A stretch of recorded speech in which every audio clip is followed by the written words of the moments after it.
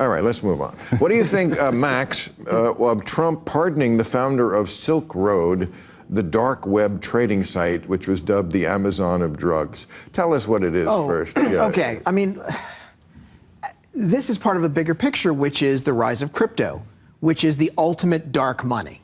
And the reason that crypto is now so popular is because we are now in a tech broocracy, right? This is where the super rich are going to run everything. You write about this too. And Silicon Valley, you don't trust them. No.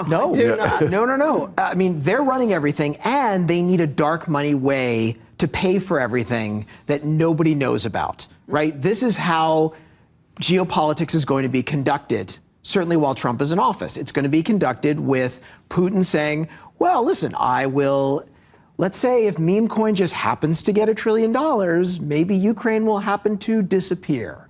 And that's what's going to happen. That's how these super rich are going to pay each other, and we will never know. In this video, Bill Maher, ever the provocateur, has made a career out of mocking establishment paranoia.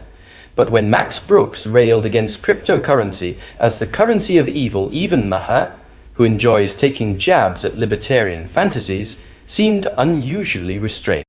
Brooks, with an almost apocalyptic certainty, painted crypto as a Pandora's box of unchecked crime, a financial dark web fueling everything from terrorism to child exploitation. His warning was dire. Without traditional financial oversight, the world would devolve into a lawless digital cesspool, where anonymous billionaires and rogue states play puppet masters. But Maher, ever the skeptic, wasn't buying into full-blown hysteria. While he's no crypto evangelist, Maher has long dismissed the idea that decentralization automatically breeds anarchy, hinting at the deeper issue. Maybe it's not Bitcoin that's the problem, but the failing institutions that made people turn to it in the first place. Let's watch this uncompromising confrontation.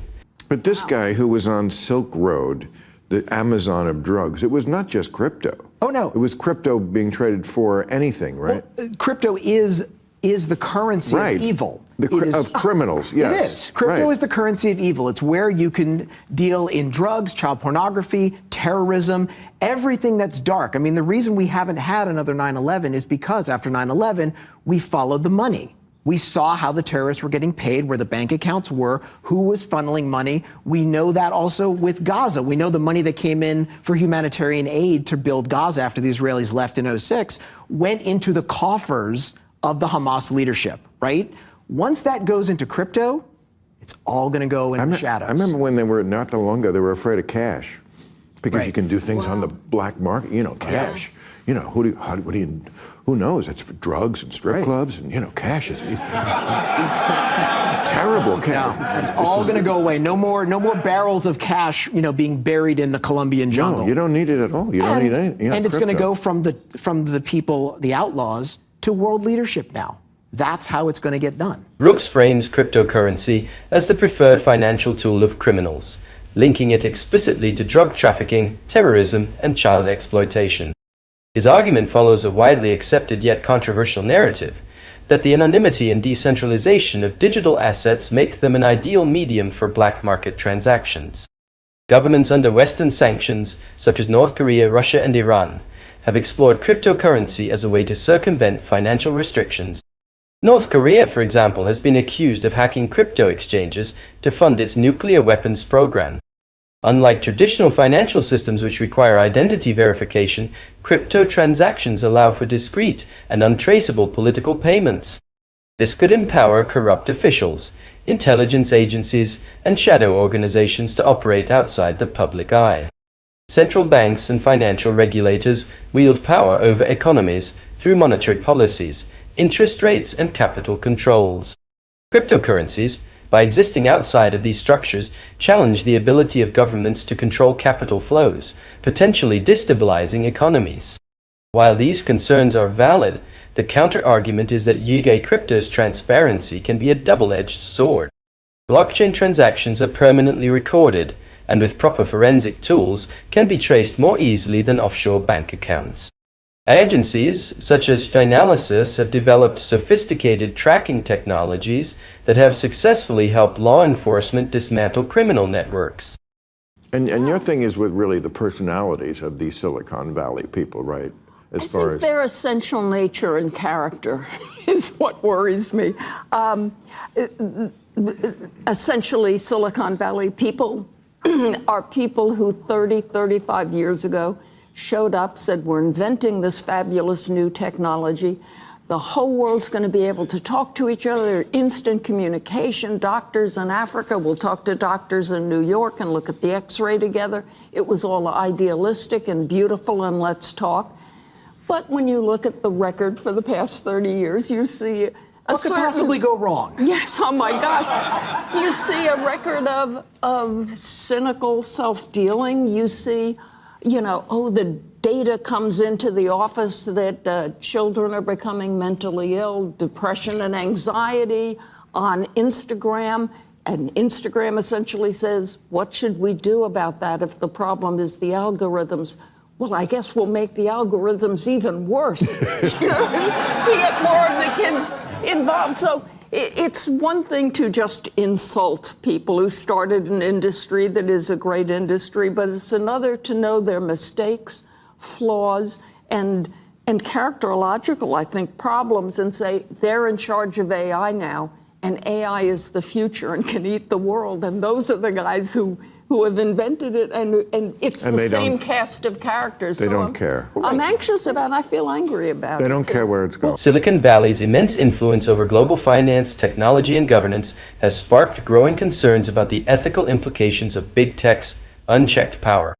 Critics like Peggy Noonan argue that tech companies prioritize profits over societal well-being, particularly citing social media's harmful impact on mental health.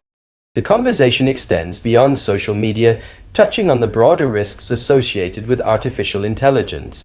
With AI increasingly controlled by the same powerful, largely unregulated tech giants, fears mount that these corporations may wield disproportionate influence over society. The lack of oversight raises alarms about potential abuses, such as biased algorithms, mass surveillance, and automation-driven job displacement. As AI continues to evolve, many argue that stronger regulation and ethical frameworks are necessary to ensure technology serves humanity rather than exacerbating existing inequalities. The debate over big tech's role in shaping the future of AI highlights the urgent need for greater transparency, accountability, and public discourse. And didn't this start in the 1980s? This is the Reagan Revolution. This is the notion that the private sector should manage itself, right? That they're all good, decent people on Wall Street, and they'll do what's right for the country. And in doing that, we handed the fire department over to the pyromaniacs. And look what's been happening, because this is the wrong town to make that analogy at this moment. I don't know.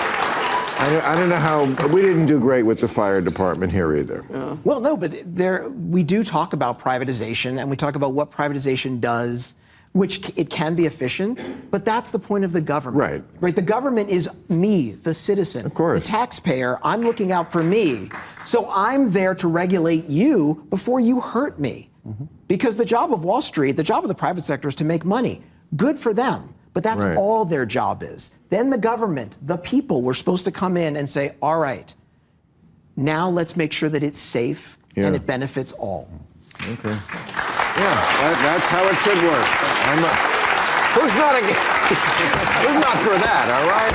All right, thank you very much, everybody. I appreciate it. The debate over privatization versus government regulation revisits the Reagan-era belief that the private sector can effectively self-regulate. Critics argue that this notion has led to severe consequences, as profit-driven corporations often prioritize financial gain over public well-being. Max Brooks strongly critiques unchecked privatization, comparing it to handing the fire department over to the pyromaniacs. His argument underscores how deregulation in industries such as finance, healthcare, and technology has resulted in systemic failures, from economic crashes to environmental degradation and growing social inequalities. Despite differing perspectives, the speakers reach a consensus. While private enterprises should pursue profit, they must operate within a regulatory framework that safeguards public interest. Effective government oversight is essential to prevent exploitation, ensure fair competition, and maintain ethical standards. The discussion highlights the ongoing challenge of striking a balance between market-driven innovation and responsible governance. Thank you for tuning in. We appreciate your support and engagement in these important discussions. If you enjoyed this conversation, don't forget to like, comment, and subscribe to the channel for more insightful content. Stay informed, stay engaged, and we'll see you in the next one.